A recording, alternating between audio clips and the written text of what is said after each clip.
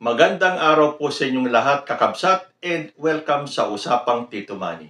Meron po akong nabasang isang article na nagpapatunay na may sabwatan ang mga Duterte at ang China.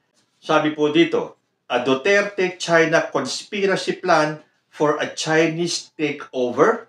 Isang malaking pro-China network sa X o yung dating Twitter ang nagsasagawa ng coordinated campaign para sirain si PBBM gamit ang peking drug claims, WPS issues at anti-US propaganda habang ibinibida si Sara Duterte, isang malinaw na indikasyon ng sabwatan ng mga Duterte sa China. Isang pro-China network sa X o yung dating Twitter ang nagpapatakbo ng isang coordinated disinformation campaign laban kay Pangulong Ferdinand Marcos Jr.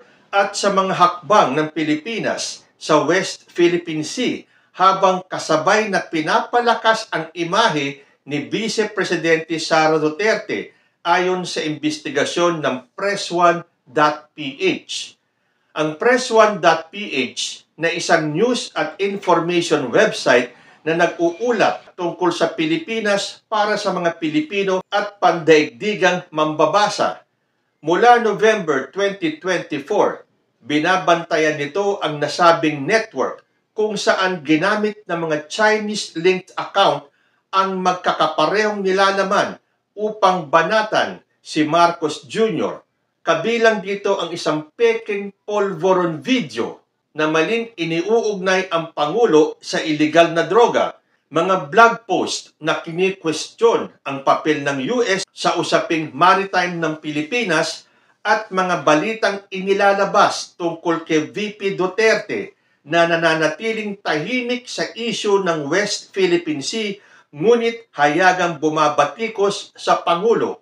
Noong November 11, 2024, isang kabuoang 25X accounts ang nag-post ng parehong screenshot ng polvoron video na may caption na #Marcos, drug abuser hashtag, at Filipino text na napanood ko na sa loob lamang ng 4 na minutong pagitan. Sa mas malalim na pagsusuri, natuklasan na 155 times nang naipost ang parehong content mula May 28 hanggang November 4, 2024 na nagpapahiwatig ng isang matagal nang isinasagawang influence campaign. Ano ang papel ng Chinese media sa paninira? Kasabay ng online smear campaign, naglabas ang China Daily, isang state-run media outlet ng China ng peking balita na lumalabag umano ang bagong batas maritime ng Pilipinas sa United Nations Convention on the Law of the Sea o yung UNCLOS. Ang pahayag na ito ay tumugma sa mga mensaheng ikinalat sa X na nagpapalakas ng hinalang ito ay isang coordinated effort. Kasabay nito, pinalakas din ng Chinese-linked accounts ang mga balitang bumabatikos sa US involvement sa maritime affairs ng Pilipinas at inaakusahan ang Washington ng panggugulo sa South China Sea, isang madalas gamitin na propaganda ng China.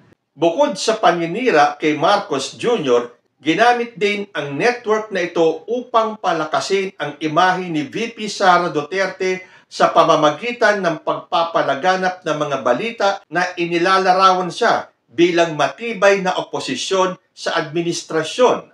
Merong dalawang mahahalagang ulat ang malawakang ikinalat ng network. Isang artikulo ng Rappler noong August 8 kung saan binatikos ni Duterte ang administrasyong Marcos. Isang ulat ng Philstar noong August 10 kung saan nagbigay siya ng mga pahayag tungkol sa pera, illegal na droga at pagpaparty, mga komento na itinuturing ng ilan bilang patama kay Marcos Jr. Kapansin-pansin na ang pagdami ng pro-Duterte content ay sumabay sa mga pagdinig ng Kongreso hinggil sa umano'y maling paggamit ng pondo sa Office of the Vice President at Department of Education, mga ahensyang pinamunuan dati ni Duterte. So nakikita ninyo yung pattern.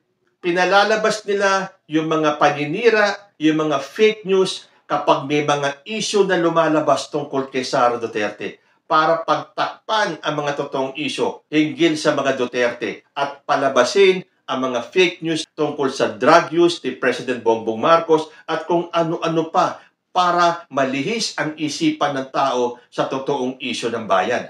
At yan ang paglustay ng pondo ng bayan ni VP Sara Duterte.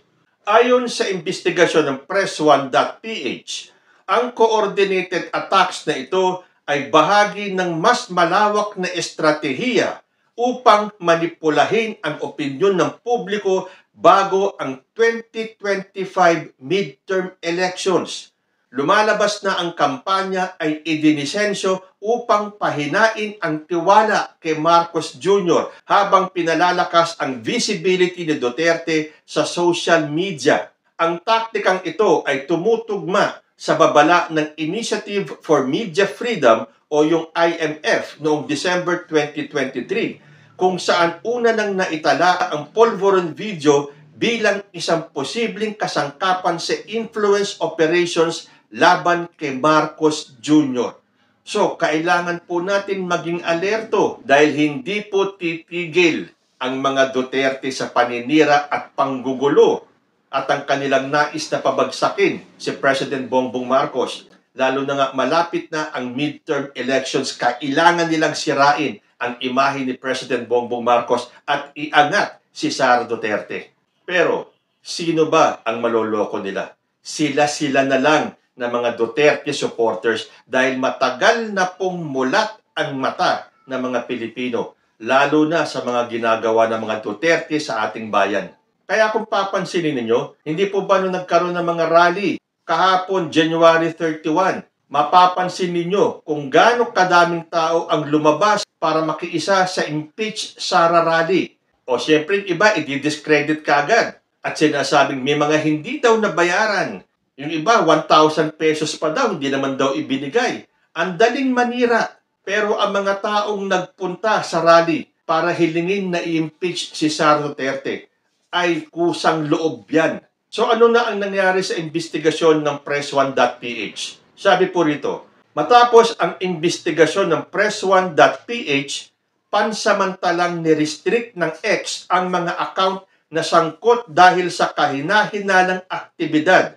Pagsapit ng January 2025, 24 na Chinese-linked accounts ang tuluyang sinuspinde dahil sa paglabag sa mga polisiya ng platform. Habang patuloy na lumalawak ang mga operasyon pang-impluensya, nananatiling alerto ang mga digital watchdogs at mamamahayag laban sa mga pagsisikap na manipulahin ang pampublikong diskurso sa Pilipinas sa pamamagitan ng disinformation campaigns. Napansin ko nga kahapon nag-browse ako sa social media. At tulad nga ng sinabi ko nung isang araw na bukod sa impeach Sara rally, magkakaroon din po ng impeach Marcos rally. At kung makikita nyo naman po yung mga post, sunod-sunod ang mga comments ng mga DDS at ng mga pro-China. Impeach BBM, impeach BBM, impeach BBM. Sunod-sunod po talaga ang comments ng mga DDS at pro-China. Impeach BBM, impeach BBM. Dalawang salita lang, impeach BBM. Sunod-sunod po yan. Pero hanggang social media lang naman sila. Pagdating sa actual na rally, bilangin ninyo. Dahil kung nakita nyo, ang dami na mga taong nagpunta sa rally ng impeach Sara. Ito po ang mga nagpunta sa impeach BBM rally. So tanong ng taong bayan, nasaan yung 32 million na bumoto kay Sara Duterte? Ang kalabas-labasan nito 23 lang daw halos ang nagpunta sa impeach BBM rally nila.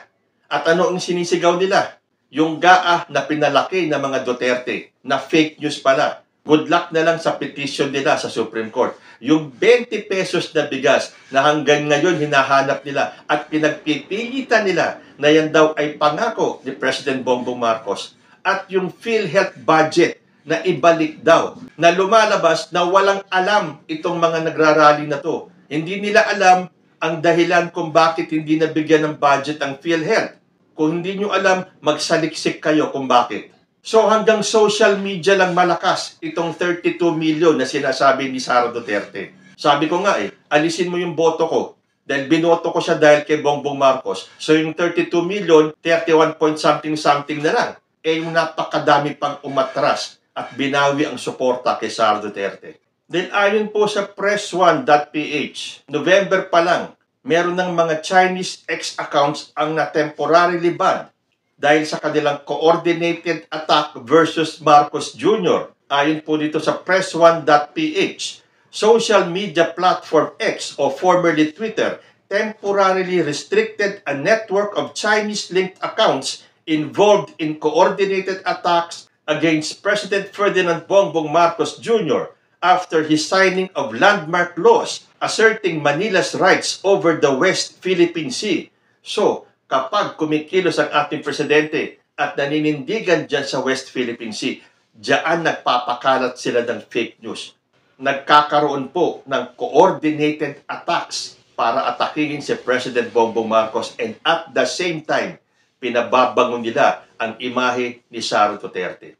Pero sa tingin ninyo, magtatagumpay sila? Sa resulta po ng mga rally, ng mga impeach Sara rally, dapat pong kabahan ang kampo ng mga Duterte. Dahil dumadami po ang sumisigaw na ma-impeach si Sara Duterte. At kung ang pagbabasihan din natin ay ang mga dumalo sa impeach BBM rally nila, dapat na talagang kabahan ang mga DDS. Dahil kahit na anong gawin nilang paninira at kahit na sila ay makipagsabwatan pa sa China, hindi ko pababayaan na mga totoong mga Pilipinong nagmamahal sa ating bansa na mangyari ang gustong mangyari ng mga Duterte na tayo ay maging bahagi ng China. Kasi ano pa ba ang dahilan nila kung bakit sila nakikipagsabwatan sa China para ibagsak ang gobyerno ni PBBM?